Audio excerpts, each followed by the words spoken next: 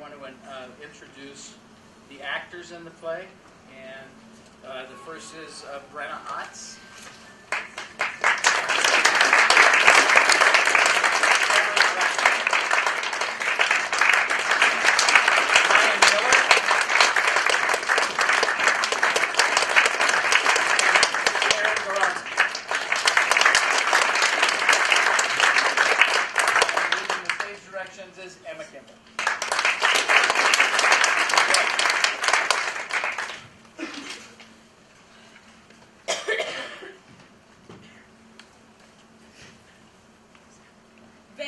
By John Patrick Shanley.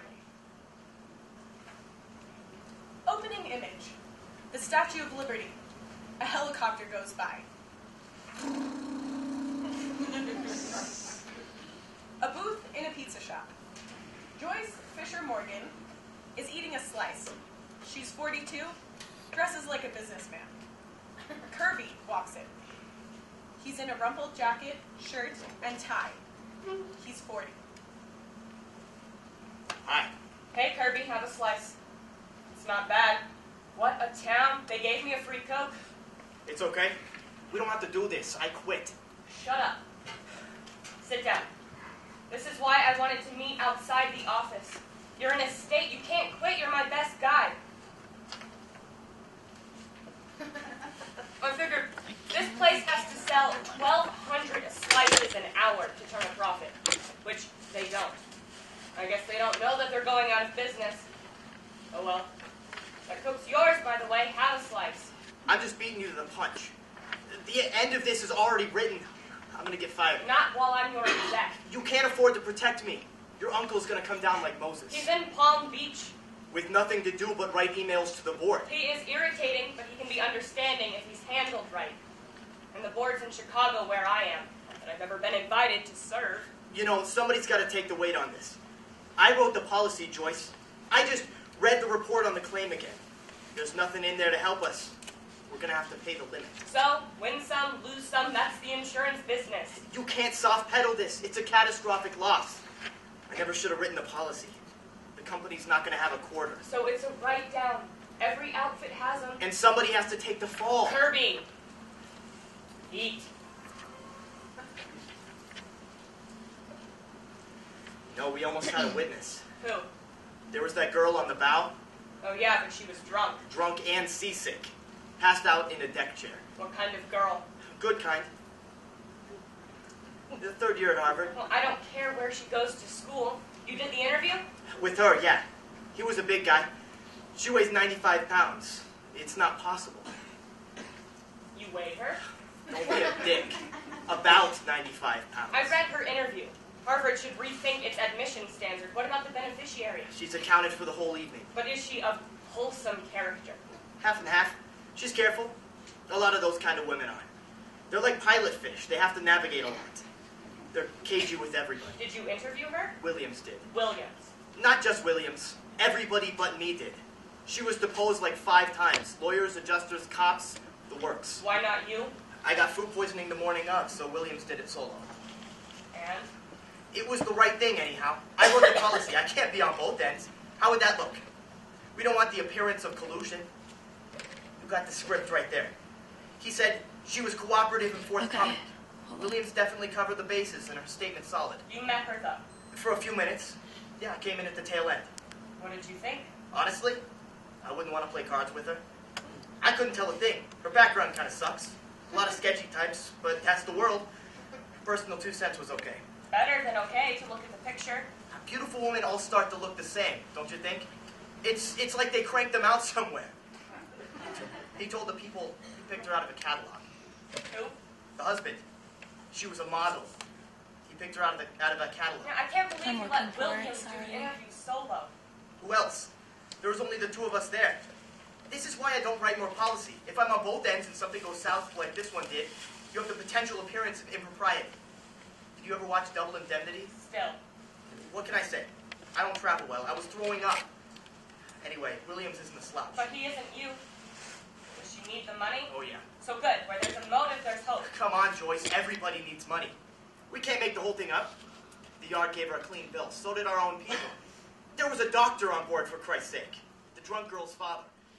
He did CPR, but the guy must have swallowed half the river. Was the wife having an What should it affair? be? We looked into it. We looked pretty hard. I won't say that we got into her cell phone, but we got into her cell phone. Nothing. I don't think she was active outside the marriage, not in any meaningful way. No, Him? I'm He still fucked adjusting everybody. it. Who's she close with? She had a brother, but he was in Paris. What do people do in Paris anyway? What do Okay. you mean? I spent 2 weeks there once. I just don't get those people. All they seem to care about is vacation. Sounds good to me. It makes me uncomfortable. Why? Doesn't really matter. Whoever I am, I feel like I should be doing something else. What about the deceased? I met him when I wrote the policy. He was a jerk, but it wasn't a suicide. He was in love with himself. It's simple. He had a glass of wine, not two. Caught his foot in the bar line. When he tried to pull it out, the shoe came off. Must have lost his balance. There was no sign of foul play. Look at the photograph. Read the coroner's report. It was an accident. Not even a very interesting accident. And all that's left of the guy is a white loafer. One glass of wine? That's all the server poured, and toxicology backs it up. Anything else in his system? Trace amounts of aspirin. Anything to be made of that?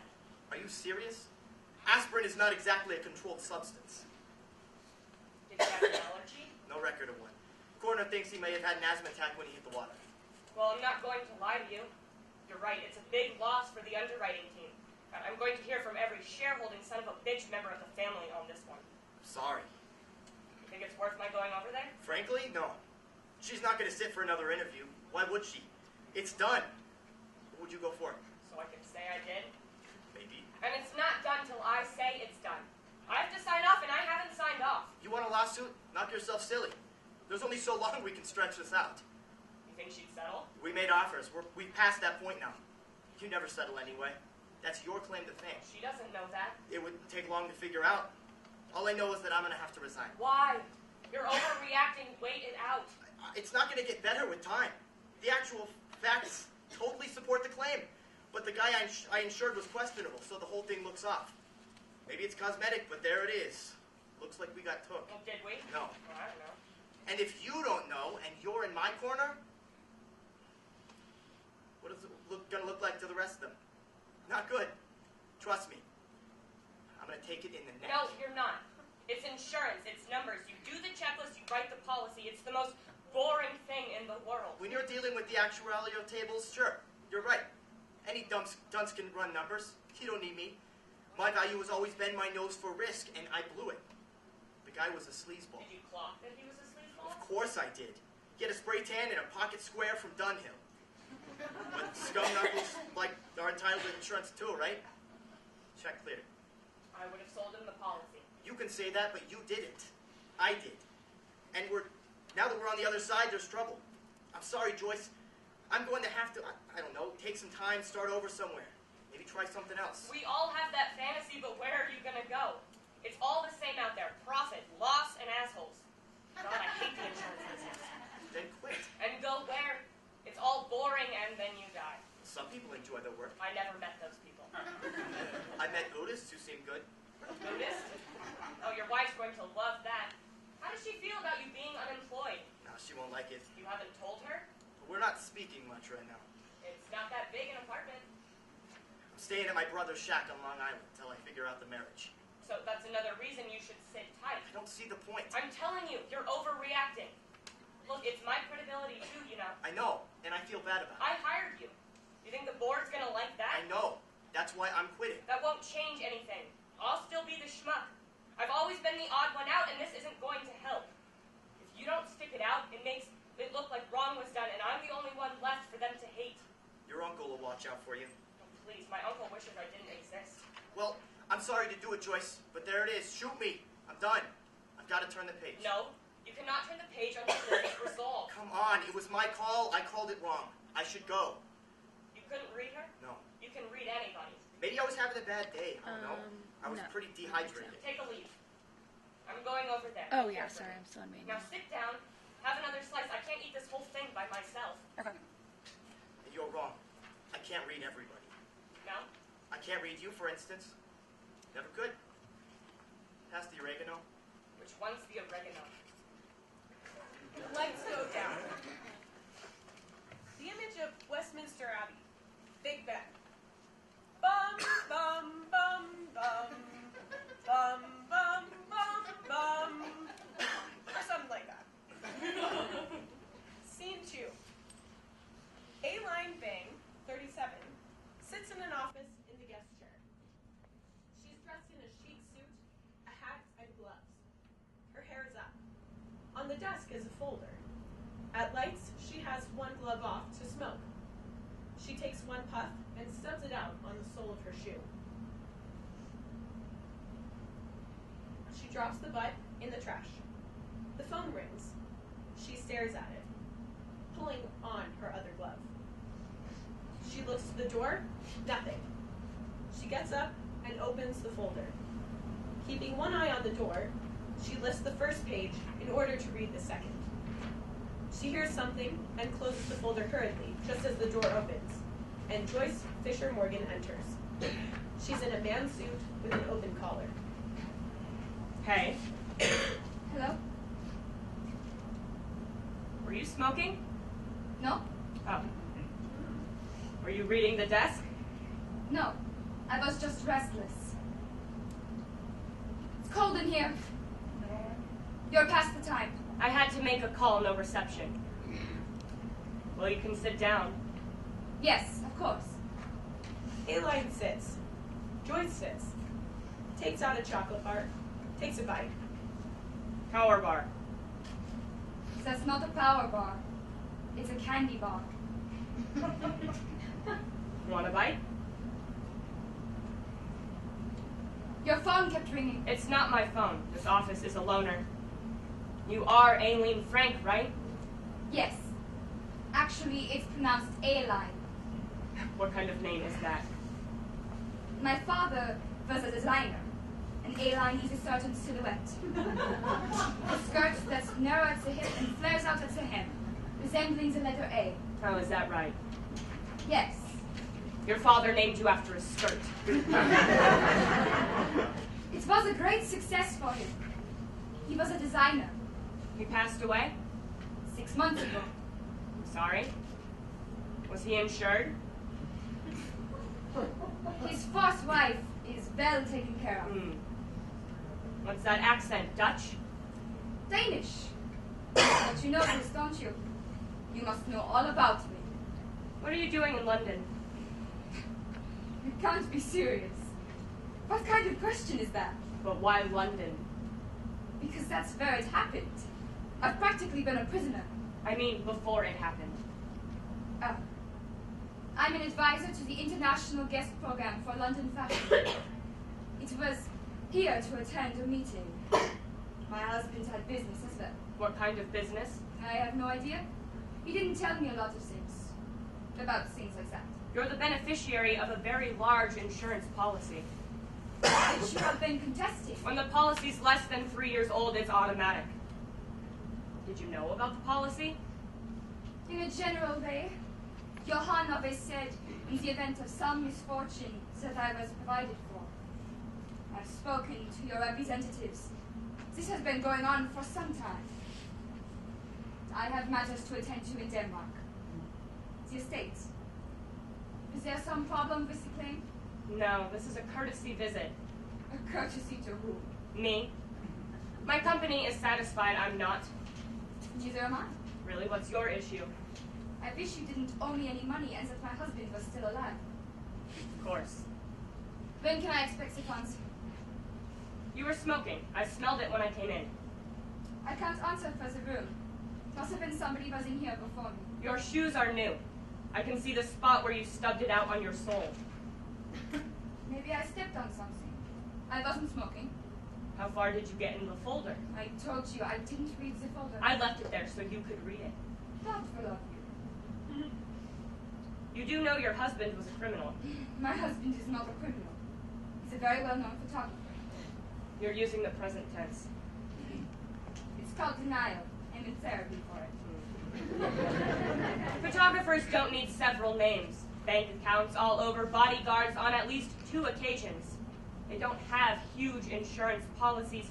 For that matter, they don't own houses on the Amalfi Coast and large apartments in New York. They do if they inherited money. Johann's aunt left him a significant portfolio in real estate. He sold the real estate. Then he bolted through the money with your help. By the way, the apartment in New York is a rental. Why all the accounts? Why would he need more than one name? People pestered him. Who? I don't know. He was from a prominent family. That's not how I describe it.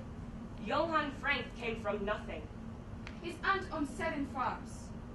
2 of them were quite large. Great aunt. Your husband's father was a hustler who swindled people. His mother was gone as soon as she could pack a bag. Johann's father was a very prominent man in Sweden, I believe. A sculptor. Your father-in-law sold counterfeit art and bad art and art that didn't exist at all. He sold sculptures to old, gullible women who wanted company and had resources. And when enough people caught on in the community and at Interpol, he shot himself. He suffered from depression. Perhaps, but he died of exposure. As I said, my husband's aunt owned 7 farms. Great aunt. Yes, she did. And your husband cultivated her hopes of being named in her will, a move that paid off. She had 7 farms and he got 6. He didn't cultivate her. He loved her. See, there's only 2 reasons you'd say that. You've bought into the family fairy tale, or you're in on it. In on what? What are you talking about? You don't strike me as naive. Oh, stop. You just don't like women like me. What kind of woman are you? Feminine. We're both wearing a suit. I never comment on unfortunate clothing. Feminine women do well in prison. They usually get married very quickly. I know you have a lawyer, and I know he must have told you not to meet me. I do have a lawyer. Why'd you agree? In the spirit of cooperation. And why haven't you walked out? I've been rather unpleasant. I notice you're not recording. I want the conversation to be uninhibited. I'd prefer not to sue. It would only prolong this. What possible reservation can you have about my play? Maybe I just don't like boating accidents. Or payouts. And that you were on that boat? Where would I be? He was my husband. It was our boat. And that no one saw him fall. But people saw me. All through the time when Johann must have drowned. Scotland Yard is satisfied. Your own investors are satisfied. Why don't you ask that teenager he was with? She's 20. She doesn't know anything. She was passed out. She says. Are you saying she had something to do with his death? Certainly not. Then why'd you bring it up? But she did have something to do with his state of mind. Which was what? Careless. Showing off that he was a great sailor. She knew how to play his ego. Not that it's hard to make a fool of any man once he's had some drink. 1 glass of white wine and Johann thought he was Hercules. Why do you have that tone? Because I'm a woman. And I hate it that the last time I saw my husband, he wasn't looking at me. Was it usual for you to spend all evening in the stern and never once go up to the bow? I wasn't keen what I might see if I went to the bow. Your husband wasn't a nice guy, was he? How is that important to your company? Well, they're satisfied. Then release the funds. Why did he take out such a big policy? I don't know. The premiums were killer. With his cash flow, he had to make sacrifices to write those checks, and yet he was never late. Maybe he had a premonition. Past tense now. I go in and out. Forgive me. You know who I am, but I don't really know who you are. You haven't bothered to introduce yourself. Joyce Fisher Morgan. Joyce. That's me. Fisher Morgan. Isn't that the name of your company? My grandfather started it. Oh, what? Nothing. What else do you want to know, Miss Fisher Morgan? Nothing. Then why did you come all this way to see me? I wanted to look at you. We're both getting a look. Are you satisfied? Are you ready to let this go? No. I've looked into your situation on the apartment in New York. So far as rent goes, you're months behind. The boat and the house in Italy basically belong to the Credit Suisse. Without this award, all you've got to your name is a couple of dead credit cards. I've never pretended otherwise. They stopped your brother at Charles de Gaulle. He can't leave France. Leave him out of this. Shoplifting. 4 pairs of gloves. Women's gloves. It isn't that big a deal. He's young. He's 30. So this whole meeting is just based on your bitter feelings about the award. It's a lot of money. A lot to get away with. I'm not getting away with anything. You won't, ultimately. You know what I'd guess? I'd guess you have this job because you're a relative of the founder of the company, and you're trying to prove yourself on my back. You're a dilettante with a trust fund trying to demonstrate your worth. So leave. Sign off. Your investigation has found nothing. I have things to do. I'm concerned you'll stir everything up again. I want to return to Denmark, settle my husband's estate, and get on with my life. You were smoking. So what? What are you planning to do after you get your money and bail out your brother? Whatever I want. Why don't you live off your inheritance and stop bothering honest people in their time of grief? When I meet somebody honest, I'll leave them be, I promise. I've never been arrested. You said you were. That report says I was arrested in Lucerne. I was not arrested. I was briefly detained. They had the wrong person. They freely admitted their mistake and let me go. You should have sued them. Not my style. They arrested your brother the next day. He has a problem, all right? I intend to get him help. Are you saying you really care about him? He's my brother. You accept people for what they are. God, I hate Americans. You have no sense of family. You see everything through the lens of money. I loved my husband. I love my brother.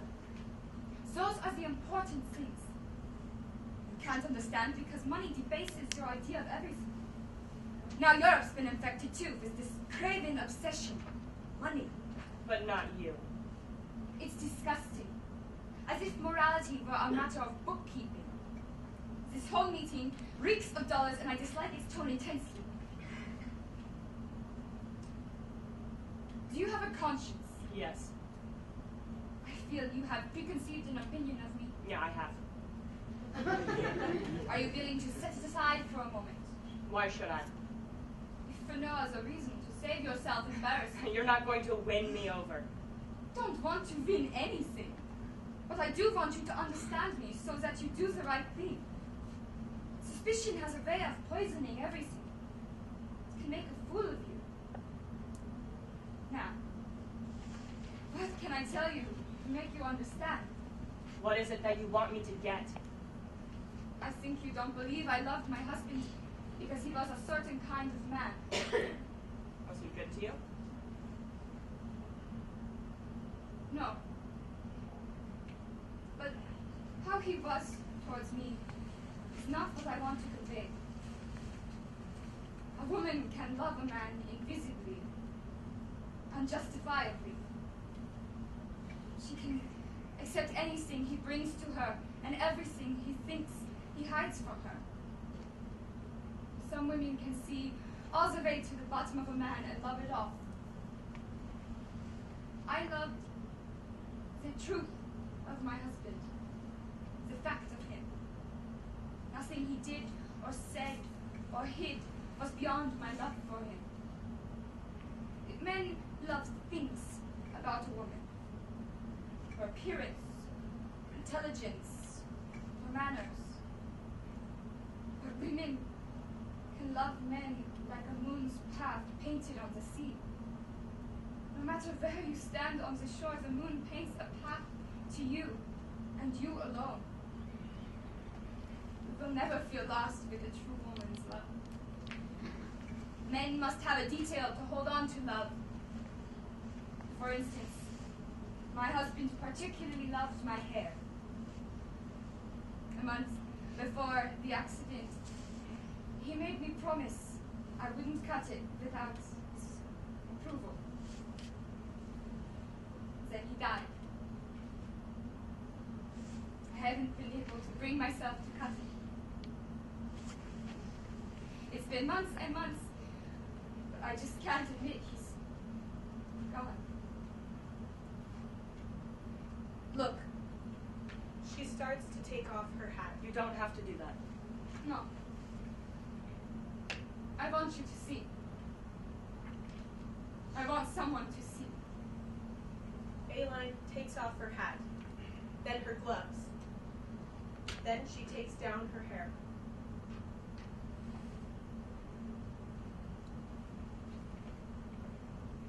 I should breathe. The door's not locked. You were right. My lawyer told me not to talk to you. To just sue. You can see why. Nothing I say holds any real interest for you.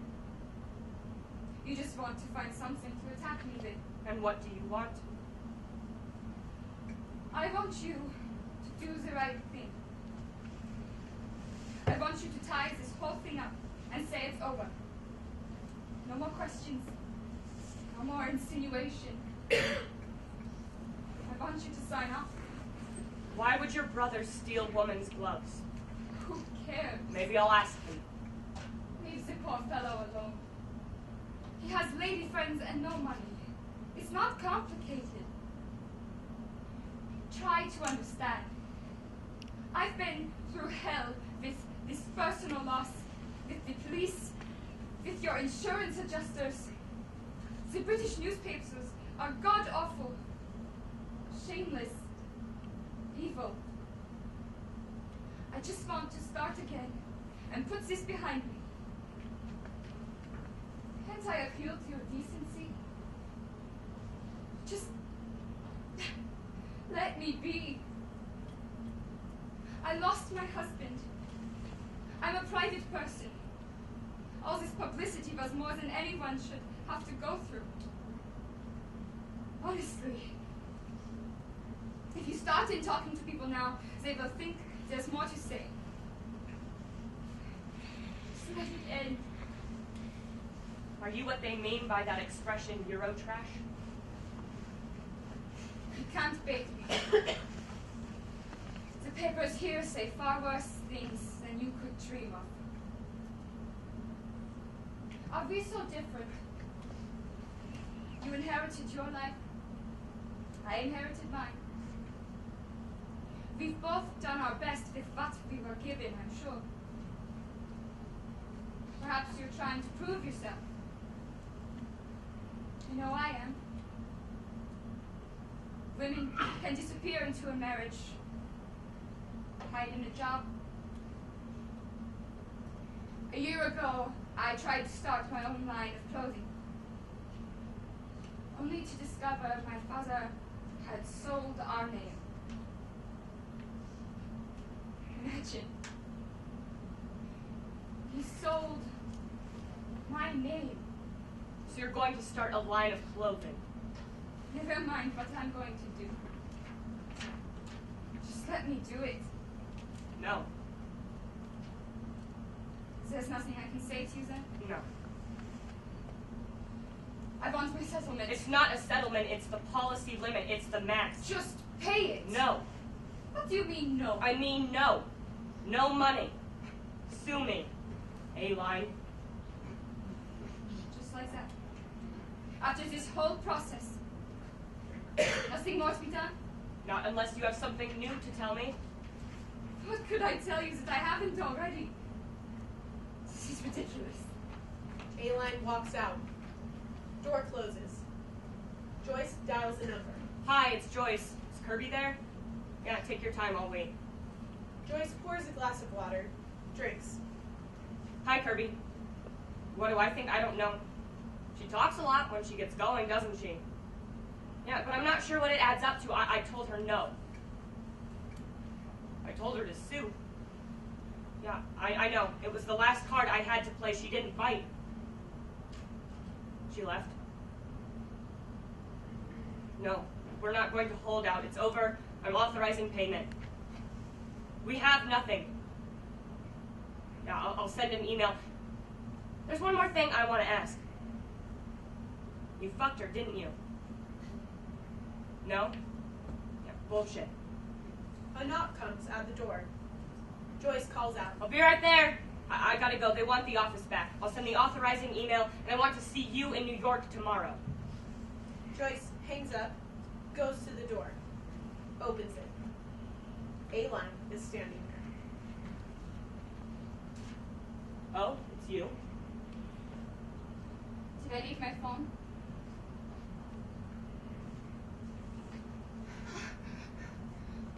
Joyce grabs A-line and kisses her. The kiss ends. I'll do anything you want. Joyce rips open A-line's jacket. Blackout. Sound of a train roaring through the dark. In the dark, we hear Joyce and A-line. Oh my God. I love you. I love you. I love you. I love you. Oh my God. The lights crossfade to the image of the Eiffel Tower, doing its light show. Scene 3. The Hotel Université in Paris. It's pitch dark. A door is pushed open, revealing a room with a little balcony. I can't believe it. What? Any of it. I know. I don't do this. I'm in love with you. I'm completely in love with you. Really? It's in my skin. We've got to protect Well, I've never felt like this. I've never allowed it. you. Sound so I've been so strict. Perhaps that I do some happiness. Well, I never thought so. God, I feel warm. I'm going to be right there for you. I'm going to take such good care of you. Where should we live? Wherever you say. Well, you have to be happy with it. I'll be happy if I'm with you. New York? I love New York. Do you think we could really do this? Why not? Other people do. You think we'd be accepted? Of course. In my world, half of everybody is same sex. Fashion. In my world, half of everybody is no sex. Chicago. Are you drunk? A little. You're adorable. Are you alright? I'm beyond all right. Should I tell you something about when I was born? What? Something I've never told anyone? Yes. I was born both. What do you mean? I was born both. Really? And the doctor chose to make me a girl. Really? I never chose. Are you okay with that? I like it. You do? It's romantic. How do you mean? Well, you're everything. I will make you happy, I swear to God. I'll be so good to you. You'll never leave me. What are you talking about? Of course I'll never leave you. No way. Let's sleep, my darling. In the morning, we'll have such a nice time. We'll walk all over Paris. Yes. I love you. And I love you. The dim light fades to black. Then morning comes. A couple of wine bottles, some flowers scattered on a table, some natural light. A leg sticks out of the bed. Kirby enters quietly from the balcony. He pulls the curtains and approaches the bed. A-line? Hey, wake up, it's Kirby. The woman sits up. It's Joyce. What the hell are you doing here, Kirby? Joyce, what the hell? What are you doing here? It's not what it looks like. Good, because it looks like shit? Meanwhile, what are you doing? Yeah, we'll get to that. What is this? What is this? You and her were here? Yeah. 2 days now. And it is what it looks like? Close enough. Where's A-line? She went out for sandwiches. How did you get in? The balcony. I took the next room over and climbed over. What are you, a squirrel? Why didn't you just knock? I didn't know what I'd find. You didn't trust her to be alone, did you? Maybe not. Well, she wasn't. Your instincts still work. I didn't see this one coming. Well, maybe you did. You got on a plane. You said you'd see me in New York. When you didn't show, I got on a plane. Well, now that you're here and you see how it is there anything I should know? Probably a lot. You didn't come to see me, though. You came to see her. I waited till you signed off on the claim. Is there any reason that's going to bite me in the ass? Probably. And I hope so. Oh, you don't get to be righteous. Back at you. You sure tore up that bed. Reassure me there's nothing criminal about you being here. I can't believe this. First you're hoping to catch her, now you're hoping she's clean? Well, figure it out. The situation's changed. Look, I never talked with you about your private stuff. Oh, Sexuality. and we're not going to start now. By the way, you were wrong. I didn't fuck her. didn't get that far. Oh, is that why you're here, to finish what you started? Looks like I've been outflanked on that. Tell me you're not here for some kind of payday. No way. I wasn't in on anything, and I'm not getting any money. I wanted her, that's all. And it was mutual. Well, and I thought it was.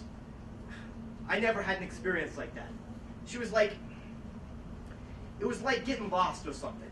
I thought all beautiful women were the same. Come on, what do I know about beautiful women? Oh, so you did fuck her? No, we messed around, but I stopped short. That's why you didn't do the interview? No, it isn't. I had food poisoning. That's why you didn't have an opinion? Maybe. And that's why you were quitting. To be with her, that's why you're here. Look, what do you want?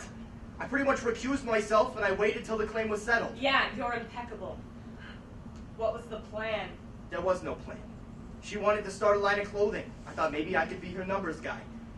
I hadn't even talked with her about it. You know, it sounds idiotic now. How did this even happen? After I hung up with you. This must have been right after. Oh, it was. On the phone, when I realized you'd been with her, I got jealous. I mean, crazy. And you just grabbed her? It happened, whatever it was. You authorized payment and then fucked her? Same night? Just like that? It wasn't like that. How'd you end up in Paris? We took the train. We haven't been out of this room since, till she went down for sandwiches. You should get out of here, I think. Yeah, you should get out of here. When was that? What? When did she go out for sandwiches? An hour. She should be back anytime. Well, her phone's still here. What are you talking about? How do you think I found her? Her phone. She told me she didn't have a phone. Haven't you noticed that she's a liar? She said she lost it. How long does it take to get sandwiches? What are you saying? Enough. I'll call her. Kirby calls. They hear a buzz from the nightstand. Joyce retrieves the buzzing phone. You're right, she had a phone. You understand she left the phone on purpose. She's gone. No, she can't be. Don't you get it? She got the money. She wrote something. Thank you, A-line. That's it? What's happening? You want to hear me say it? I could do that. She ditched you. No. Why would she do that? She ditched you. And before you, me. And there it is. I thought I found the greatest thing. I thought she and me were gold, and you probably thought the same. Shut up about me. What happened with you and her in London? What do you want? Details? How did it happen? I don't know. She was in the lobby of my hotel. I guess she was waiting for me. She asked me to hear her out. We ended up in my room for privacy. I was totally professional. And she started talking in this other kind of way. And she let down her hair? No. Why? Did she do that with you? Yeah. Well, that's something anyway. This changes everything. You look like a kid. I think this is the worst thing that's ever happened to me. You fucked her, didn't you? I told you no. You kissed her? She'd tell you she loved you? Did she say that to you? Oh my God, what have I done? I promised myself I would never do anything like this stupid. You just had to stick it to me, didn't you? What are you talking about? You figure out I'm into her, and the next minute you have to have her. Wake up! You ate my lunch. It wasn't about you. If it wasn't that, then it was about the That money. makes no sense. I have my own money. I'm talking about the company's money. I'm talking about you chasing the company's money right off the cliff. She told me she loved me. Are you serious? Whatever. Well, we're stuck here with each other now. Why did she get involved with you? Is that really hard for you to understand? In the first round, I was the guy who could light the green light. And then me? And that's confusing. I mean, what is she? What's that supposed to mean? I don't know. Well, had you known her before? No. I'll find out. Don't you lie to me. When you wrote the policy, were you in any kind of communication with her? I swear to God, Joyce, no. Did you know her at all in any way? No. I wish I wasn't... God, I don't even know what I wish. I can't catch up with this. I don't want to believe any of this. What I do want is to punch you in the face. How is this my fault? You're the one who jumped in front of me. I'm the real schmuck. I just flew across the Atlantic to warn her about you. Warn her what? That money or no money, if you hadn't come back to New York, you're probably not done. What are you talking about? Your personality. You just keep going. Yeah, I'm trying to wrap my head around all of this. I don't feel too good. Yeah, no, you don't look good. Why would I? I'm hurting. I had the middle seat on the plane. Is this why you moved out on your wife? Maybe. She told me she loved me, and I believed her. Just like that? Yeah. You never believe anybody. Yeah, I guess I needed to hear it pretty bad. Yeah, that's why it works when it works. Did she say that to you? You know, there's a kind of person in this world, they just don't care. They don't even notice the blood on the floor. Did she say she loved you? No. She kept telling me she didn't care about money. That should have been the giveaway. It wasn't enough for her to win. She had to win, hands down. That must be her thing. A-line. And my mother was like that. Do you think she killed her husband? I don't see how. What do you think she did? I don't know. We're in the claims department, for Christ's sake. Pretty sad excuse. We put her on the spot. Some people don't like that. They push back. No, there has to be more to it. Like what? Like she wanted to shut us up. And she did. I'm going to have to resign. I owe that to my family. I understand. No, you don't. Okay, Man, everything feels different. I get it. No, you don't. I feel like two people. You know what the real truth is? I don't owe my family shit. Everything I've done has been for them. Me being at the company and all, that was for them. Insurance. I hate it. Look at me. This isn't me. What have I been trying to prove? Nobody gives a shit. My uncle's kept me off the board. He'd keep me in a box in the basement if he could. You know, I've been a fake right along. This is the first real thing I've done. It's a fucking shame. I just can't enjoy it. I'm going after her. And I'm gonna get her. But she understood something that no one else has, you know? She understood how desperate I am. You know, maybe you should leave her be. What? No way. What do you mean you're going to get her? For what? Are you done with her? I think she's done with me. I think she's done with both of us, Joyce. But are you done? I don't know. I hope so. How are you going to go after her? What are you going to go after her for? You awarded her the money and then immediately fucked her? You cannot go anywhere near her ever again. She screwed with us. That's not illegal. What stinks? What if she was just doing what some women do? And what's that? You know, conquest for the ego? No, I don't buy it. How did she collect? Wire transfer. We can't let her get away with this. With what?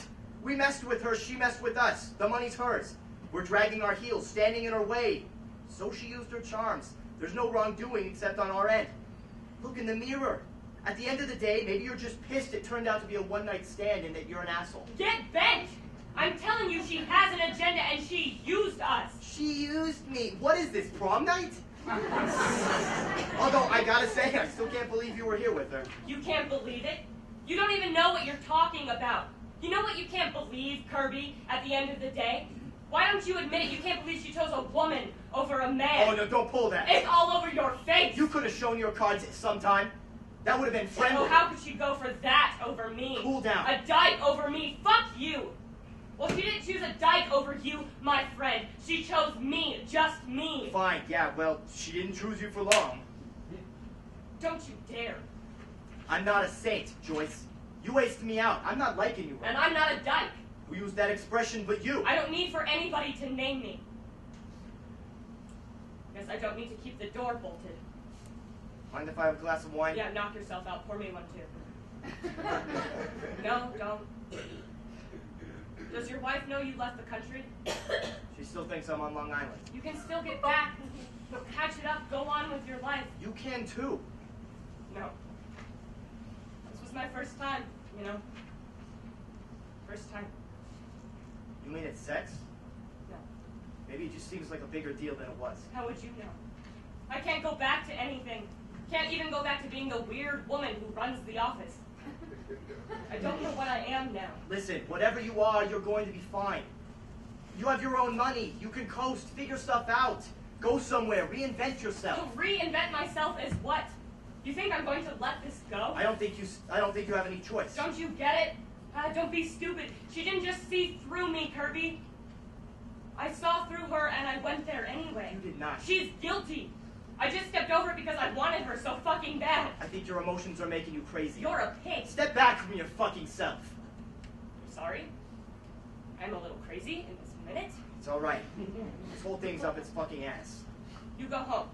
Don't talk about it, okay? I wasn't planning to. You want to stay? I have to. I'm sorry, but you're gonna have to resign too. I know. It's just as well. I can't stick it in the insurance business anymore. I'm tired of thinking everybody's lying. Yeah, it gets old. Can I ask you, Did you tell her? Did I tell her what? Did you tell her that she was getting the money before you two went at it? No, I didn't tell her at all. I figured she'd hear. Right. Can I ask you one more question? Did you send the email authorizing payment before or after you fucked her? After. Ouch. Yeah. Our resignation can't be about this. They'd have me back in Chicago in 10 minutes, you understand? Oh, yeah. I'll take a leave and then resign. Same here. And the case stays closed. Well, it has to. They wouldn't go after her, now they'd go after us. Yes, they would. It's perfect, really. She decapitated the claims department. If we don't reopen the claim, who else would? I don't know, Joyce. You really think she's playing that long of a game? She looked in my face. She told me she loved me. The next morning, she's gone. There's only one reason to act like that, and it's not a good reason. I'll tell you this, I'm going to bring her to her fucking knees. Do yourself a favor. Consider that this, on your part, might just, be pride. No. I'd advise you to leave it alone. She made a fool of us. She made a fool of me. I don't know exactly what she did to you. Maybe she did you some kind of favor. How do you figure that? You've been pretty cynical. At least she got to you. Oh, just get out. Listen, even if she did do something wrong, you're not the one to prove it. So I go after her. Because I need to know who I slept with, all right? Okay, I get that. But you're still acting like a disrespected bimbo. Don't call me that. You called me a pig. I told her things. You understand? I told her things. And remember, the company reserves the right to investigate even after the payout. The company, yes, but not you. I'll talk to the brother. He's around. He can't leave France. What's the good of that? She didn't want me to talk to him. That's enough of a reason. He wasn't even in the same country as the accident. I'll get her. I'll get the whole story out of her, and then I'll know. Know what? The way I see it, she's guilty or I'm guilty. The lights crossfade to a train coming towards us, and then to the interior of that train, and then to a private compartment into which we look. In the compartment is Edvard Olsen, 30, impeccably turned out in a beautifully tailored jacket, linen shirt, and slacks. Scene 4. The interior of that train compartment. Edvard is on his cell. He's not quite gay, cynical, and stoned on various medications. I'm on the train! No, I'm not in an altered state. That's me more than usual, anyway. Oh, he's not. He couldn't. He had to stay in Paris. Oh, I can't, Elsa. I have to get to the car. No, don't worry. I'm fine. I'll be there just over an hour. For lunch. Joyce enters the compartment. She's dressed in quite a feminine way. She whispers to Edvard. Hi. Are you going to Normandy? Yes. Listen, I'll sign off. I'll call you when I get to the house. Tom. Yes. Tom. Sorry, about an hour, right? Yes. American? Chicago. Hell. I'm going to read. You ever see strangers on a train? No. Two people who don't know each other meet on a train. One's a creep and one isn't. Which one are you? Edvard Olsen, right? Am I that notorious? Who are you? I know your sister. That's pretty big. How do you know me? Why would you steal 4 pairs of women's gloves? Are you this suppressed? Oh, absolutely not. I think I'll go. Oh, I think you'll stay. I've been looking into your tax records. Shame on you.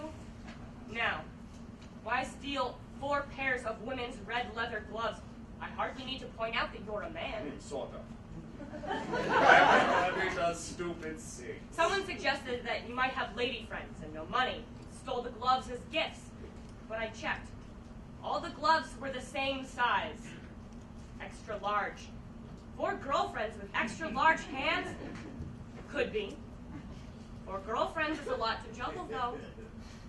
And it couldn't have been for one woman. I can't imagine that. What woman would be grateful to receive 4 identical pairs of red gloves? It's too much. It's overkill. Or are you a kleptomaniac? Is that what you were being treated for by the doctor who was on the boat? What boat? What? Who are you? And what's all this about girlfriends? I have two theories. One of them is that your sister is an innocent dupe and that you are responsible for your brother-in-law's death. Sort of. I will go now. If you do, you will go to jail. I will shine a light on every move you've ever made. Taxes will be the least of it. And bye. I believe you also hacked an account at Innsbruck. If you prefer to leave these and other items from your history in shadow, sit down, my friend. It will be in your best interest. The train arrives in Normandy in 50 minutes. I'm not getting off, and I believe you are. This is a waste of time. I was in France when the accident occurred. I know, that's why we never got to interview you. Oh, so you are one of those investigators. I received a request. I tried to come. It's not my fault. I was stopped at the airport. Because you'd stolen 4 pairs of women's gloves. Exactly. Convenient obstacle. What do the French call a misdemeanor? A faux pas?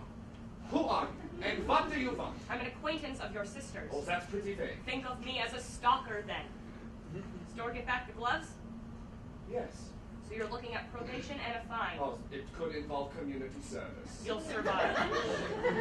But until your little desk appearance, you can shrug and say, I'd love to help, but I can't leave France. Who thought that up? A lawyer? Your sister? You dress really nicely. You're not getting off at Normandy. One invasion was enough for me. What were you treated for? Addiction. Suicidal impulses, sexual confusion, and an overall feeling of malaise. You look all right. That doctor, what's his name? Oh, Westheim. Westheim. He must really know his stuff. Are you recording this? No, pat me down. I could use a thrill. Not for the foe. Identify yourself, please. Joyce Fisher Morgan with Fisher Morgan Insurance. Oh, how repetitive. I thought the investigation was over. It is. The award's been paid. It has, and your sister's been generous. I can tell by the chicness of your shopping bags and a pronounced swelling in your bank account. But I'm not here in official capacity. Then why are you here? This is going to sound a little crazy, but I think I'm here because I'm in love with your sister. Ha! Yes, I know it's funny. Oh, is that what this is all about? So why don't you ask her to dinner? What are you doing now? I need to know she's clean. Oh, I assume we're not talking about hygiene. Oh, well, fine. Eli is clean. But my sister's not a lesbian. I didn't say she was. I don't consider myself a lesbian. Fine. I'm sorry to say your situation is not promising. I don't believe your feelings will be returned. I don't need my feelings returned. She did tell me she loved me. Many have fallen for A-line and woken up alone. And one of them didn't wake up. Tell me about Dr. Westheim. Family physician, very traditional. A friend to us all. I believe he would also tell you that my sister A-line is not a lesbian. What exactly did he do to Johann Frank that night? What night? The night of the accident. Oh, I believe he gave him CPR. So I was not there, thank God. What did he do to trigger the asthma? I have no idea what you're talking about. And I don't think you do either. I should warn you. Anything I say is unreliable. I'm on a variety of medications. Yes. Speaking of which, is there a record anywhere that Johann was allergic to aspirin? If there is, I can't find it. Aspirin? He lost his balance and went overboard. It happens. Of course, his doctor would have known about the allergy. Why are you making up such things? Are you crazy? There was no foul play. The award's been paid. It's over. The case is closed and will stay closed, Edward. But there's one thing. What's that? A wife would know if her husband had an allergy like that. And when she read the toxicology report, she would see aspirin listed there. So my question is, why didn't she say something? Unless she was involved. I want you to understand that this is a personal question, Edward. We are truly strangers on a train. You will not hear from me again. You made a call to Dr. Westheim the day before the accident. What was said? I was renewing my prescription. What did you say to him? I told him I was having trouble reaching my psychopharmacologist. The conversation was 20 minutes long. Oh, trust me, cataloging my symptoms takes some time. Before that, you had a call with your sister. I needed Vestheim's number. She called you. I don't remember who called who in, but I got the doctor's number. She called you. Whatever you say, she likes the gossip, so do I. She called. Why is that important? Your sister called you. You called Dr. Westheim. The next night, Dr. Westheim put aspirin in Johann's wine. What is this with the aspirin? Why would he do that? To set off an asthma attack and shove him Oh, overboard. you're hilarious. You should become a novelist. You look for a chain of causation. Your sister calls you, you call the doctor, the next night a man is dead. But you're just chopping up facts into pieces and making them march. It's ludicrous. You think I could cut it as a novelist? I'm on leave from my company, and I don't intend to go back. The only question left is, where am I going? And for that, I need you. I promise you, I have no discretion. If I knew something damning, you would have heard it by now. But I don't know the first thing about this conspiracy you've imagined. I only have one question, really. Is your sister reckless? In what? No. I know you're lying. You're either covering for her or she's covering for you. Me? I've done nothing. Why didn't you want to be questioned? Who needs the police near me? I am a famous mess. Why did that doctor kill Johann? I'm having trouble focusing. I was saving my Adderall for the drive.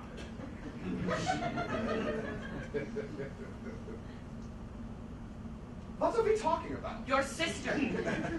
Did she have something to do with your husband's death, or did she only cover for people afterward? My sister wouldn't hurt a bumblebee. She's a Buddhist. She's a Buddhist. She would never be involved in violence. If she did anything, it would only be to protect other people. She's rather selfless. How about the doctor? Vestheim eats yogurt and reads journals. A killer, he is not. He could never be so colorful. He thinks Socrates was an anarchist. He gets upset about it. You believe it was an accident? Who cares what I believe? But yes, of course it was an accident. I don't. Why not? Because my basic orientation is to disbelieve any claim made against my company. But I thought you left your company. That's true, but these reflexes die hard. Isn't it tiresome to be so skeptical? Yes, it is. It's like a joyless curse, but the alternative is worse. Love, you mean? Something like that. Are you really asking all this because you love my sister? I think so. Then we have that in common. It's uncomfortable. Are you honestly intending to pursue her romantically? I don't know. But I do hope to see her again, even for a minute. She's not a lesbian. I heard you. I have a question for you now. Ask. Why? Why do we do these things to ourselves? You think I'm being crazy. Oh, well, who am I? Last year I tried to kill myself over a boy. And I'm straight. I can see why you didn't want to be deposed. God knows what I'd say. And then I'd contradict myself. I'm the reckless one. I would get into more trouble, but the thing that saves me is I have so little focused energy. Energy of any kind, really. Yeah, I have the reverse problem. I have a lot of energy, and it's usually very focused. On what? Liars, mostly. You meet a lot of liars. Oh, trust me. Everybody lies to the insurance guy. And your job is to find the truth. No. I don't care a thing about the truth. My job is just to find some way, any way not to pay. That meant lying to myself. I'd look in the mirror and lie into my own eyes. You mean that's the whole purpose? Not to pay? It has been. I couldn't live that way. It's so small-minded. Well, I'll be honest with you. I don't understand how you can live this way. What way? Unemployed. How can you have no job? Oh, oh my God, that's the least of it. I'd go crazy. I'd pick myself apart. I gotta know what I'm doing when I get up in the morning. So what do you tell yourself these days? I don't know. I wake up and right away I have this question. Am I in love or am I chasing down something to kill it? It's like I have two masters. One master thinks about vacation. What it would be like to go on vacation with your sister. Go to a hotel. Go to a beach, Hawaii, me and her. Why is it that romantic fantasies always involves the beach? But the other master, the old Joyce, she knows better. Well, what does she want? She would go after your sister and crucify her ass to the wall. Every morning I'd wake up with these two voices, and they're kind of driving me nuts. Which one makes you happy? The one that makes me stupid. Have you never been in love before? No. You have been fortunate. My advice to you, run. The way ahead will only be agony, disillusionment, and humiliation. Why? Is she actually bad somehow? But she suffers from a cold wind. What do you mean? She feels cold. There are people in the world that, if you apply standard ideas, they are simply unknowable. What's your name? Joyce. Joyce. What kind of people? My family, for fun. I noticed that you changed your name. Oh, I did that years ago. To dissolve, as best I could, the connection. Did you know that before our father died, he sold our name? Yeah, A-Line told me about that. She was his absolute handmaiden. Not that he expected any less. She would do anything to please him. Girls and their fathers. A-Line. Can you believe that he named her after a skirt? A rather ugly skirt. But what was the big deal about selling the name? He was a designer. He sold what he had to sell, right? His brand or whatever. Do you know who he sold it to? And why? Her husband. He sold it to Johann. For €1. I don't understand. To crush her dreams. Our father never designed anything. It was all A-Line. But he took the money and the credit. And when, upon his death, she finally picked herself up and made a run at having a life of her own, she discovered our father had given that awful man, her husband, the means to keep him under her heel. Why would he do that? For the simplest of reasons. She was talented. He was not. And he hated her for it. There is a kind of treachery practiced by venomous men from which a woman can never recover. A-Line has been the recipient of that kind of treachery. Her and her people, they are not free. They cannot love. They can only survive by carving out some kind of safe haven, like a remote bunker or a house in a hidden tree, a beautiful, unbreachable mask. I love my sister. She has always protected me, even though, to use your expression, I am a creep. But her trusting heart is dead. I counsel you most strongly, do not look for love in her. My sister is beyond some icy final boundary. If you are truly here to plead your case with her, then go home. Be sad. Move on. If you are lying, you will find her in Sweden. Ah! Here we are. Normandy. A silence falls. The sound of the train. After a time, Joyce gets up and leaves. Edvard looks out the window. Fade to black. The image of the Swedish flag appears. This dissolves into a car headed towards us. We hear cowbells and the bellows of cattle, then horses. This dissolves into Scene 5. The rich green of pasture land. In foreground, a tea table. Joyce, in a walking suit, sits in one of the chairs sipping tea. A-Line, arrives in jodhpurs and a riding helmet. I see Billy's taking care of you. Good. I'm sorry I wasn't there to greet you. My horse scraped her shin. Are the horses I passed on the way in all yours? Yes. They're all white. Actually, they're gray. True white horses are difficult. I prefer the gray. She takes off her helmet. She has cut her hair. Your hair. Yes. There was a knot I couldn't untangle, so I cut it. You're disappointed. That's the man in you. I'm not a man. You don't know what you are. If you pardon me for saying so. What a beautiful spot. It's a bit overcast. Makes the green even greener. Sweden is known for its pasture land.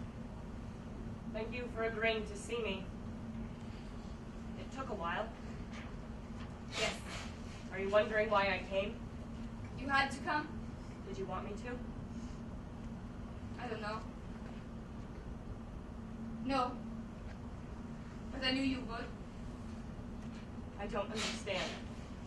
You're the kind who needs completion. What do you need? I don't need anything.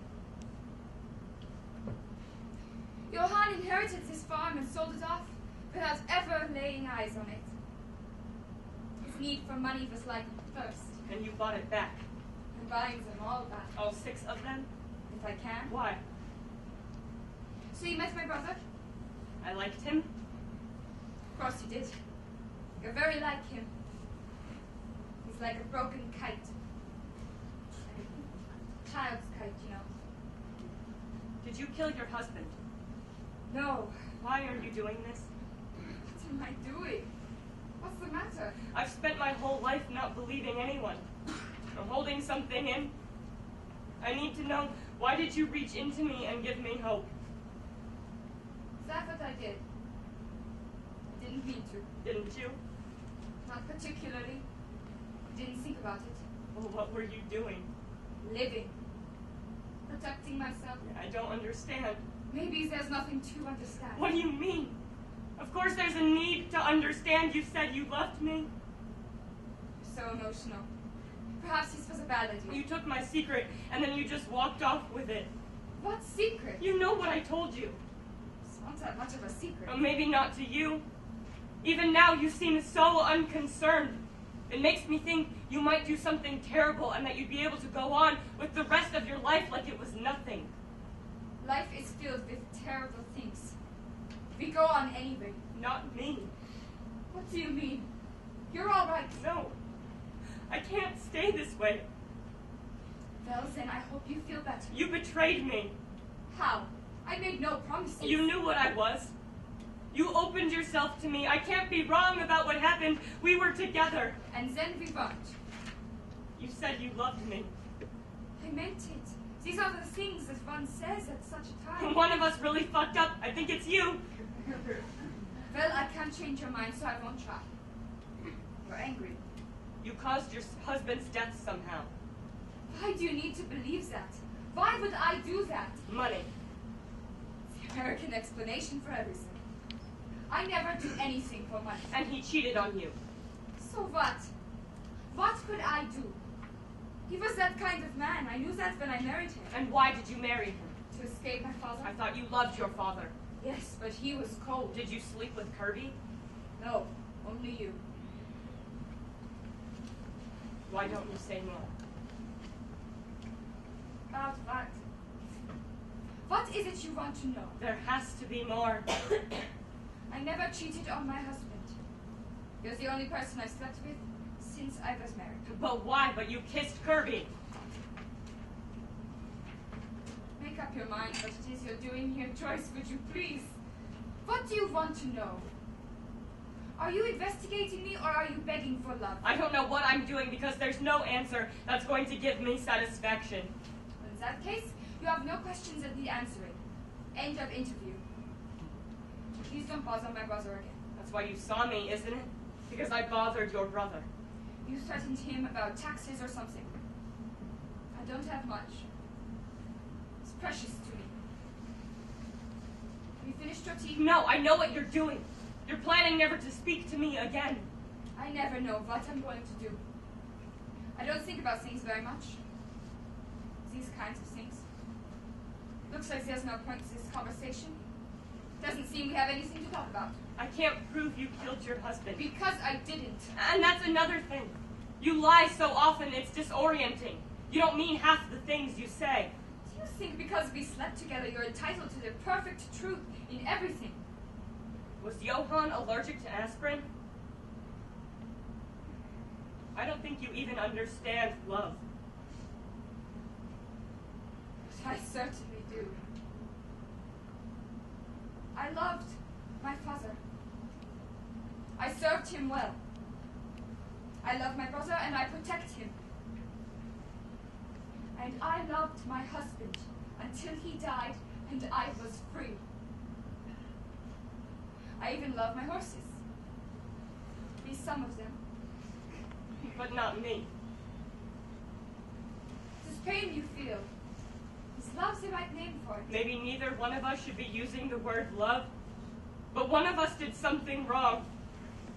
Seems the injustice is all your own. I thought you were going to start a line of clothing. I might. I don't have to do anything. Say something more. Like what? I don't know. Say something that makes me go away. Or stay. You know, say something that makes me understand. Let me see you. Why should I? Because you already did. And it was wonderful. And because I showed myself to you. If I tell you why I'm glad Johann is dead, will you go away and leave me to my horses? Yes.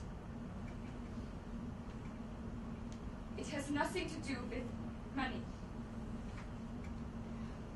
When Johann died, I inherited his estate. Among the items that became mine was a thing of great importance to me. And what was that? My name. My father had sold my husband my name. And upon his death, what was mine was returned to me. You killed him to get back your name. I didn't kill anything. I knew you were complicit. I see why your work chose you. You love death so much. What are you talking about? You want to know the end of everything. Do I love you? Am I a bad person? What was that thing that happened between us? Why did I say this or that? I don't really care. I don't care what you think you know, but I'll tell you what I have done. I have reclaimed everything that was mine. Everything. My name is Aline Vane. And no one will ever take that from me again. I'm going home. That's what gives you peace. You are done with me then? Yes. Aren't you going to ask me about Dr. Westheim until I burst into tears and tell you he threw Johann into the river? No. Perhaps it was his daughter, you know. Johann was going after his daughter. Some men won't stand for that. You called your brother the day before. Maybe I told my brother Johann had slept with this stupid girl, knowing he'd repeat it to the doctor. My brother has no discretion, you know. Did you see anything? No. I told you. I never went to the bow. I wasn't keen on what I might see. Right? You did say that. Satisfied? No. Why not? I never should have kissed you. Perhaps not. But it's done. And it's over. No. I don't think so. Not for you. But you'll be fine. Yes. What do you want? I told you. Nothing. I believe you. You should look into Buddhism. It might give you peace. I don't want peace. Fine. You're happy being unhappy, Zephyr. I hate being unhappy. But of the two of us, I'd rather be me. Why? Because this heartache I feel, this discomfort, this pain, it's my future fighting to be born. That's heroic when you put it that way. Can I ask? If we're all made the same, of the same parts, what's in you in this place where I have all these unfinished feelings? Me? I get cold. Then why live in Sweden? It's what I know. Did you know that my husband picked me out of a catalog? He was just ignorant. Nevertheless. It left you cold. Yes. Well, whatever winter you're in, I'm in it too. But it doesn't have to be. You don't love me. Fair enough. You know, change your mind. Stay for lunch. It'd be too sad. I'll have lunch at the airport. Goodbye, Aline. My life is hard, it's true, but you have my best wishes. Thank you. I hope the day comes when you want something. Joyce walks off. Aline looks after her and sips her tea. We hear a car drive off. Then she sweeps the tea service off the table and says quietly, I want things. The end.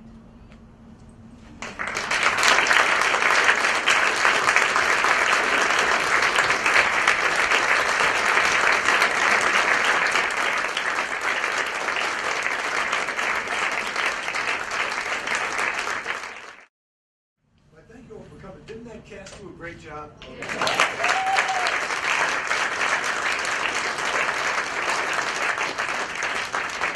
had to play for one day. One day. That's quite something. So I wrote this play quite recently, and the title will not stay bang. Because I found out from somebody in Scandinavia that the way you say that in Scandinavia is something like, woo! So she would say that would conviction and it would destroy the entire play. So I'll change the name back. And also I sort of thought that it wasn't exactly what I wanted at the end of the day the title to be.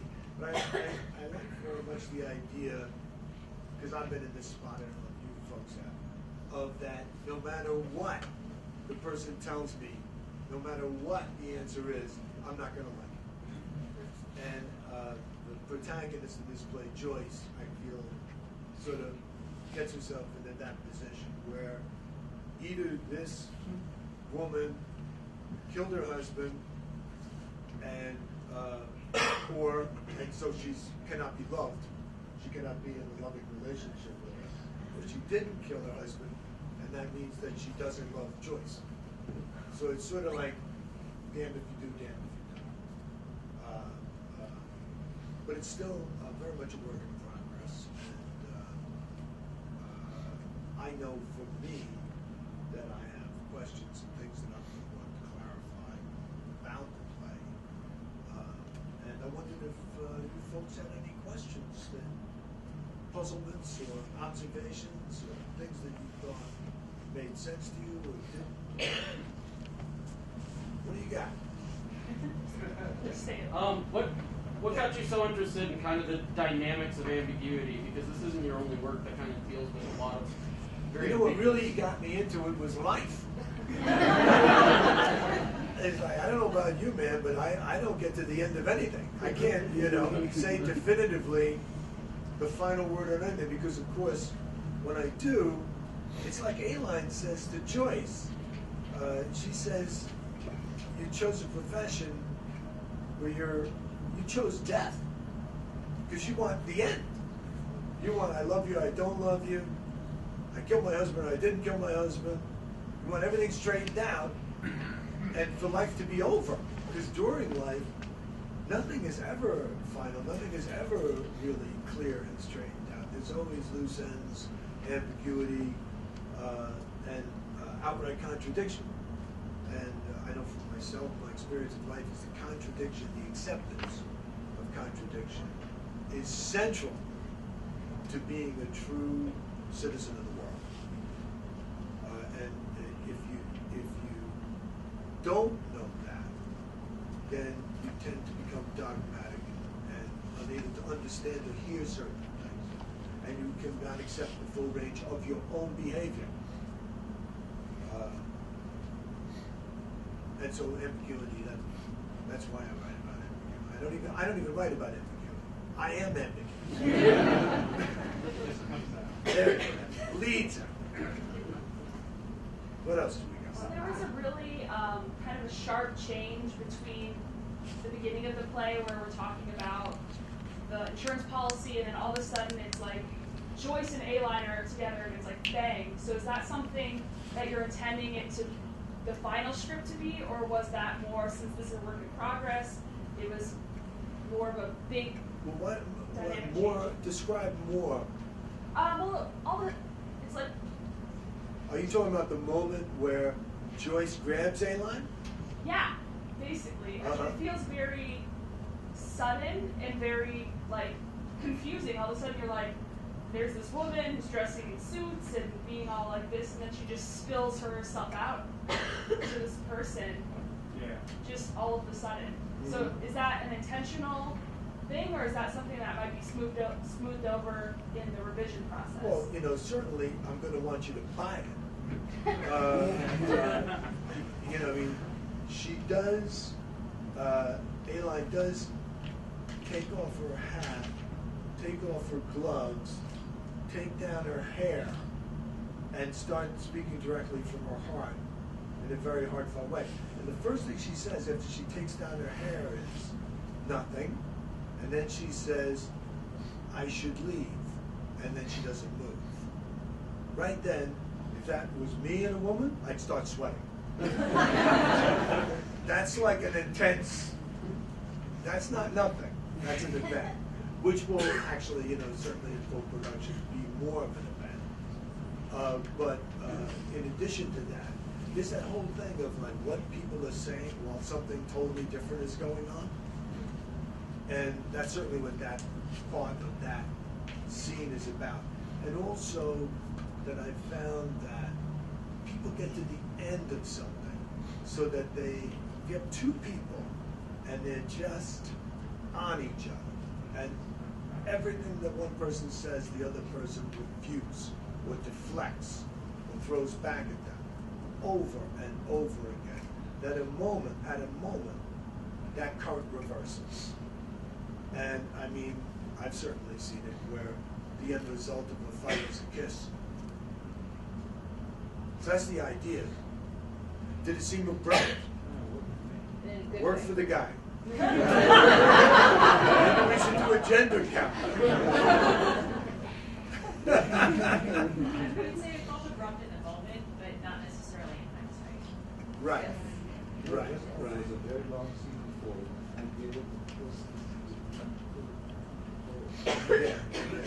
It's I have a feeling that works. Honestly, just as a sort of technician, because believe me, I know some things don't work. Right? Try to. But I'm curious about that happens, and then they're just like in love. It's like a musical. Right? I mean, it's just there are no problems. I'm in love, we're going to move, we're going to be together forever. They've had a couple of drinks. And I thought that I wouldn't like that. And when I watched that, I thought, I'm kind of buying this.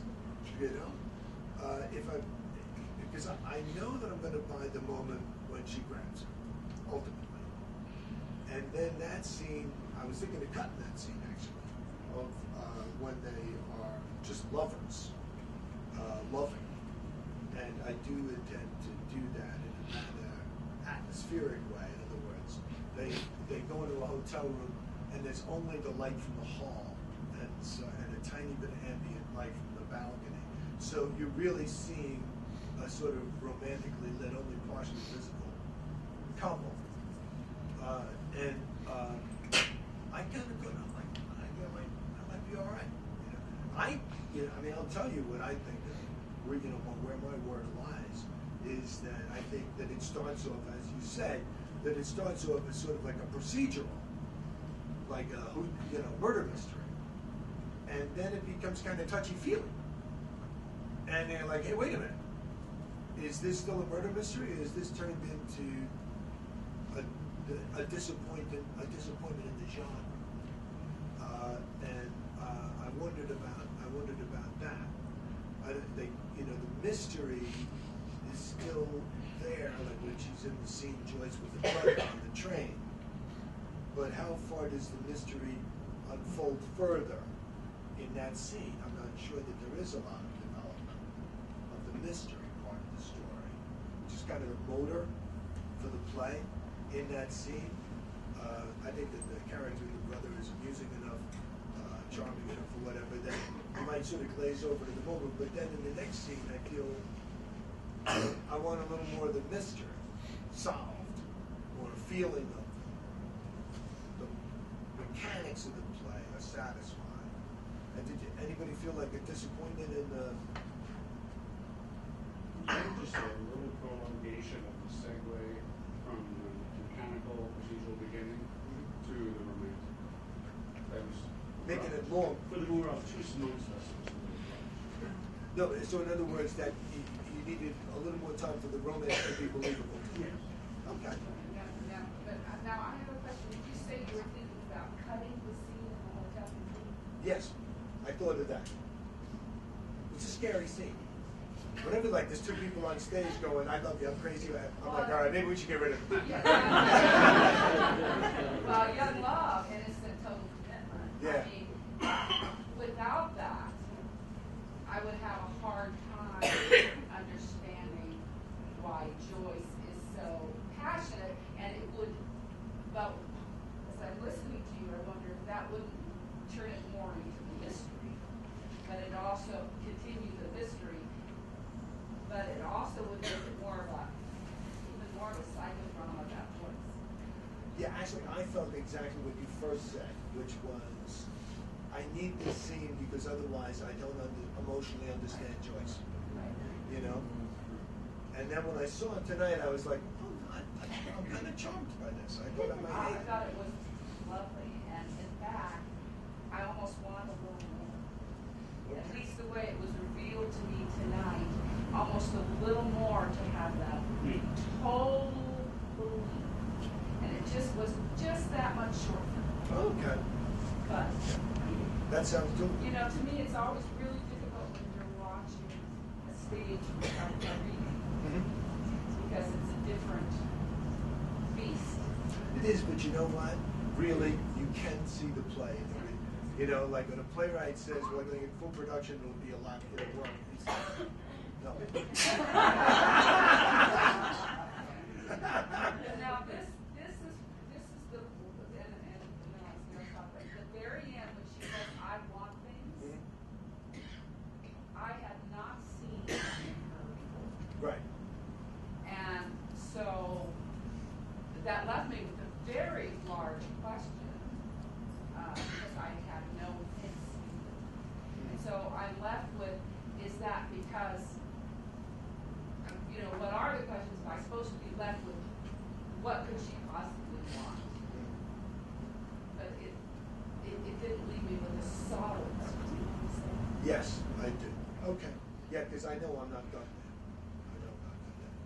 Yes. Yeah, I want to consider here the reference to double identity, that the amount of time spent on the possibility of this relationship before those sour relational changes is dramatic. It's certainly really hard to see.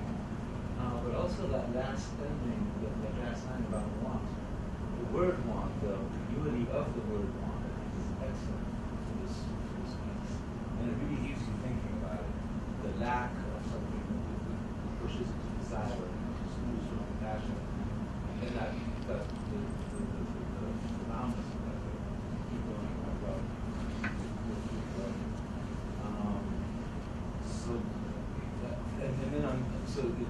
meeting with you and thinking about it more and she does want things. The argument that she's. Well, she definitely wants things. And however you decide to judge her or not judge her, the community that you bring to her, each one of them express wants. So. I mean, I would say Elon wants things. She doesn't think she can get things. I mean, that's her frustration. That's what her brother describes about her. That she's been so brutalized by the men in her life that she's all about survival. There's no expansiveness there. You know, I want to go back to the murder mystery a little bit because I'm a sucker for that. Yeah. But I kind of feel like it's clear once we get this aspirin business, it's clear that, well, yeah, she did courageous whole murder. So to me, it wasn't. To me, maybe I'm wrong, but didn't strike me as ambiguous enough. Because you gave, I think you might have given, at least for me, I'm like, okay, that's it, she did it. And I guess I liked all the twists, and I would love to be thinking, well, maybe she didn't do it. Did everybody think she did it? Yeah. Sure. Yeah. Did any? How many people thought she did it? That's pretty solid. All right. Yeah. Yeah. For me, what showed it was the line about the not she can untangle and the. Because the line.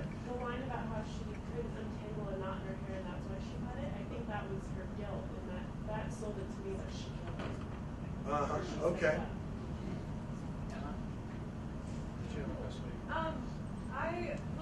I didn't think I wasn't sure. I was never sure until the end. Or I was never sure at all. Because I think that Joyce's character is like becomes emotional enough about her investigation that you can't really believe that Joyce isn't just making things up in her head to make this woman into a bad guy. Right. I mean, I think it's perfectly possible that she did it, but you really can't. I could never really say for sure. Right. Right. In terms of the way you wrote the stage direction, they sounded very like cinematic. Mm-hmm. When you're writing, do you intend specifically one way or the other? This is a play, or this should be a movie, or does it not matter? Yes, very much a play. Okay. You know, but I have this kind of little travelogue thing going on, where the Eiffel Tower is France and Big Ben and Westminster Abbey is England and the Statue of Liberty is New York and America. As just sort of a style thing. Do you let yourself do things in plays then that, like, if you were writing a movie, it'd be like, oh, they'd never let this get through? Well, they'd let that get through. That part, that's the part they would let through. It's the part where the two people talk for a long time that wouldn't get through. That's where you run into trouble. It's extended dialogue scenes that are rough. And, my working title for this, I think ultimately the title of this is going to be The Listeners, which will become clear why that's the title after I rewrite the play. But there was a poem by Walter de la Mare that I read when I was a kid that has haunted me my whole life, and it's called The Listeners. And it's about a guy who comes on horseback in the middle of the night to a castle and bangs on the door, and somebody inside is listening. And he's come a long way, and he calls out once, calls out twice, no answer. But someone's in there listening. And he is almost certain that someone's in there listening. And finally he calls out and says, tell them that I came. Tell them that I kept my word. No answer. And finally, he gets on his horse and rides back away into the night. And that's always stayed, it's always stayed with me. Because we say things in this life. Our lives themselves are a statement. And we don't know if we're heard. But we are. But it's frustrating because there's no response. And that's kind of A-line.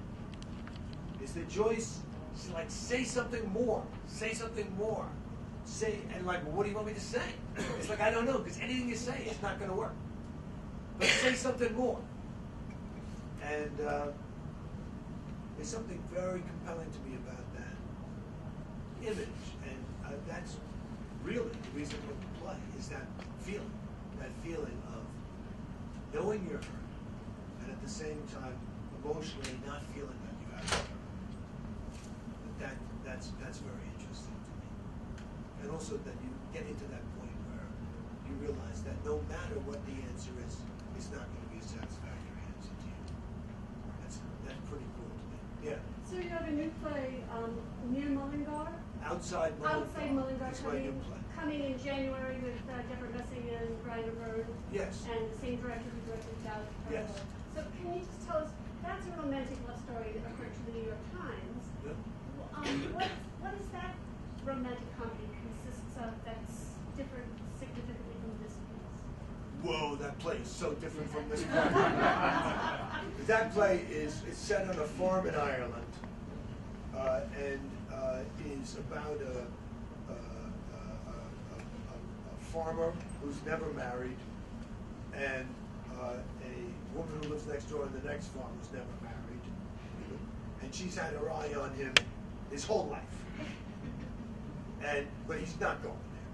He is not going there. And it's a celebration of language, and it's very funny and very touching.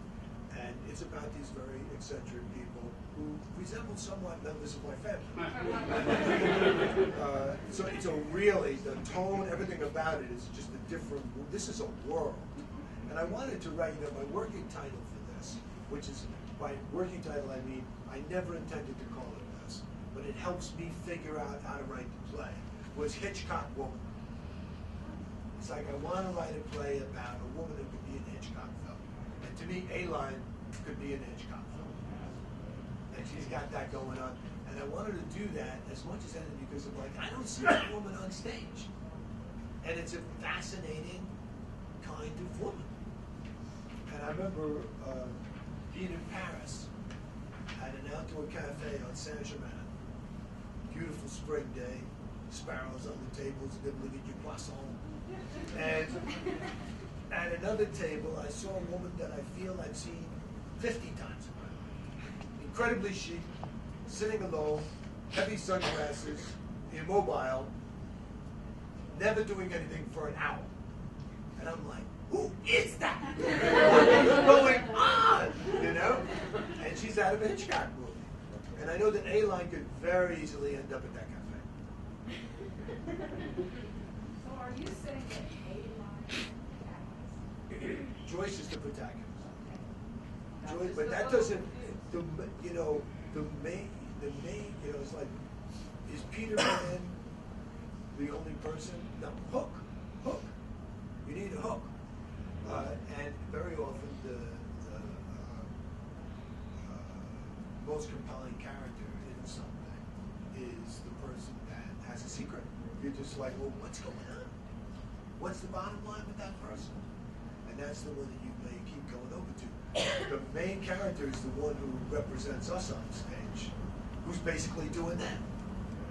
Like, trying to get to the bottom of A-Line. And that can be a cool thing to explore. So you said that you're still writing it. Do you have any ideas in your mind right now about what you want to add or what you want to take out? There's certainly things I want to take out, just lines and stuff. But I feel like the first scene of the play is Kirby and Joyce, and I feel that scene's going to work pretty much as is. That the motor's in place, that the thing is chugging along, and it gets to the end of the scene, and very good. And then in the second scene, the interview scene with A-Line, I think basically I like the scene a lot. I think it might be a little bit overwritten. I think there may be a couple of finessing spots to do with that. But that's basically, I think, kind of right. The next scene between Kirby and Joyce, where Kirby comes in and confronts her in the hotel room, I like that scene a lot. I think it's very right in many ways. I know I'm going to need to clean it up a bit. And it's got a couple of repetitive beats in it that I'm probably going to have to knock out. The next two scenes, the final two scenes of the play, I'm like, okay, I got work to do here. Because I don't think that's as clear and true. If you look at it as a train, the train is going like, and then it goes like, And I'm like, okay, can I get all of the nuance, but get it to go in a straight line? And if I can, in terms of narrative force, and if I can, then I've got it, you know? And so that's my job, is to figure that rest of it out. Yes, sir? Is it supposed to be ambiguous, brother? I mean, is it supposed to be a certainty that A-line is not interested in Joyce? Or is it supposed to be maybe she is and she just doesn't know?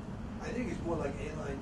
Can A-line relate to anyone beyond what she can currently do? And you know, that's where that is. I think the big question for me is, do I give you like a punchline, solve the mystery thing? You go like, oh shit, no, yeah, it makes sense. What's like a double mystery? You don't want that. My brother doesn't want that. Anybody else? To me, it's a double mystery. You switch. Yeah, I always find when people say it switches, I'm in trouble. I feel like somehow you gotta keep the thing you initially promise in a way maybe that people don't expect, you have to deliver. And that's where I think I'm a little wobbly, especially in the last scene of the play. But I think some of the preparation for the last scene with the brother could be better to help me with that. I need some more payoff. For the spot. I need What? payoff. I need some more payoff at the end. Yes. It's almost a little too ambiguous. I need some payoff. Either we gotta work the A-line side of it, or you gotta work the Joyce side. We need some payoff. Yes, I agree with you. The way I would describe it really briefly is that I have one person, and then it switches, and then it switches as who I believe, who, you know. Well, that's okay. I don't want to keep beautiful, believing differently. But and where that goes to is I have neither. Yeah, no, you need to come down in a place that feels like firm ground under your feet in some way. That doesn't mean that it's just, you know, pat and neat, but that you go like, just you hit the spot and you go like, oh, yeah, okay. And I have one idea about it, but I'm a little worried about it. Yeah. You've written very successfully both stage and screen. In regard to maintaining control of your material, are there different challenges you face in getting a play produced versus getting a screen script produced? Well, you know, getting movies made just costs so much money. So, I mean, that's one of the reasons that I just don't like doing them as much. Because there's so much money involved that people get crazy. And it's not, the way they get crazy is not that interesting. With theater, but I've never been into control. I'm always interested in the best idea in the room, whether it's mine or somebody else's.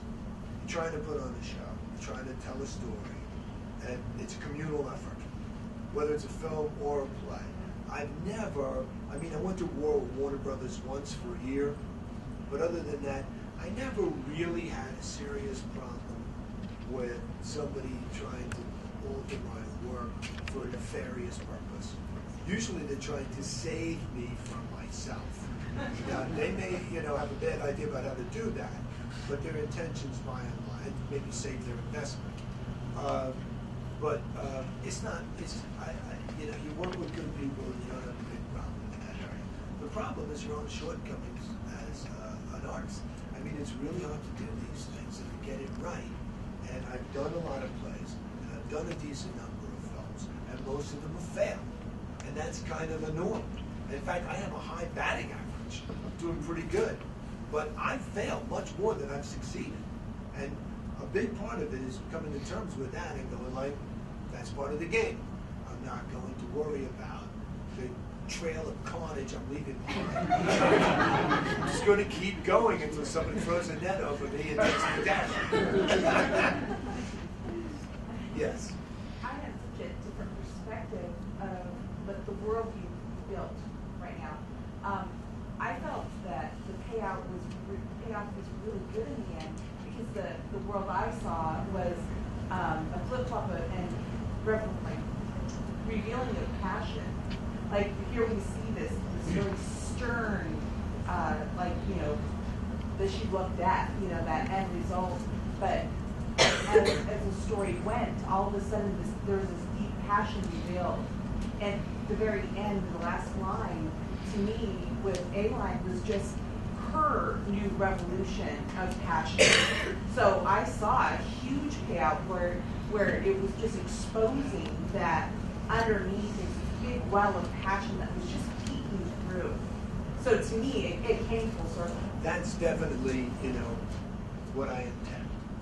But there's just a mechanical thing that if you overlook it, it's a mistake.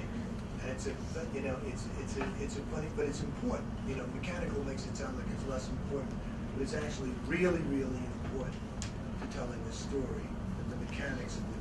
If you write a movie and the woman runs into the bedroom and she locks the door and she goes over and she gets out the box and she takes out the top secret papers and the villain comes in and he goes over and he grabs her and the next half hour is fantastic. And you don't explain how the villain was able to open the locked door. It's over. It's over. They're just like, yeah, but what about the door? It's like, yeah, but remember all that stuff after that? I don't, what? Yeah, you lost. I'm out. I'm not with you anymore. So you got to be very careful about the mechanical side. A couple more questions. I can't see it. Yes. So I would just like to ask about the word things being the last word in your play. You get this one chance to make a punchline. You set this whole thing up, and you have her say, I want things. Why wouldn't you just say, I want? That you have this role of ambiguity that goes through the whole play, and what she wants, doesn't want, and saying the word things pins it down to something that's almost inanimate and takes away from her. Yeah, no, actually, I get what you're saying, but I wouldn't want her to say, I want. It's what the protagonist says before this, I hope you sometime, someday, that you want something. And she answers in kind, I want things. And now also for A-Line, to get the difference between things and people is not necessarily clear. And also, she is a passionate person who does not resort to passionate language. So she's an understater. And she's Scandinavian. So, which they have a tendency to understate a lot of the time, this writes.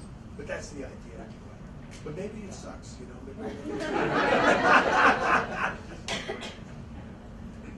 One more. I thought at the end too, the ambiguity with her wanting. I saw it as hopeful. I see the quick transition as them falling in love is, if that's what you want to call it. Joyce being very vulnerable, and A-Line taking advantage of that, and that seemed believable to me because I assume many of us have been there. And then for her to say, I want things, I don't think it's kind of similar. I don't think it's things.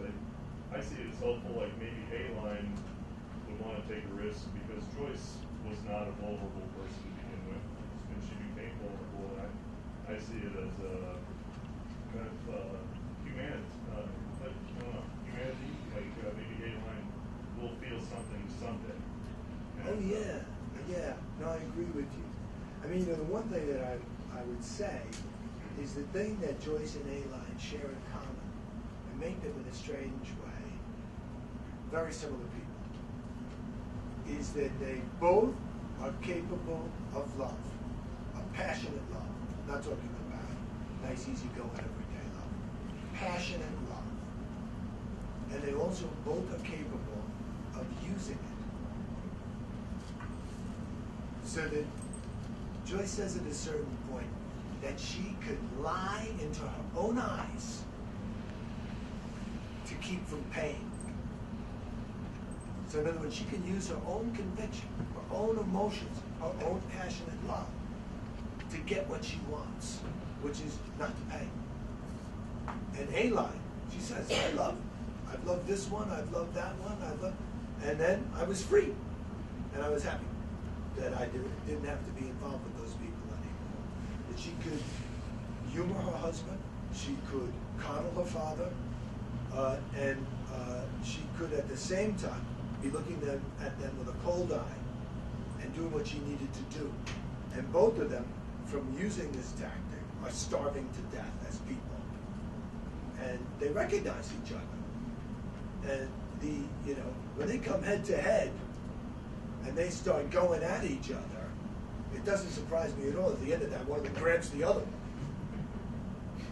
because they've worked. All of their defenses have been used up, and now they're going to go on the offense.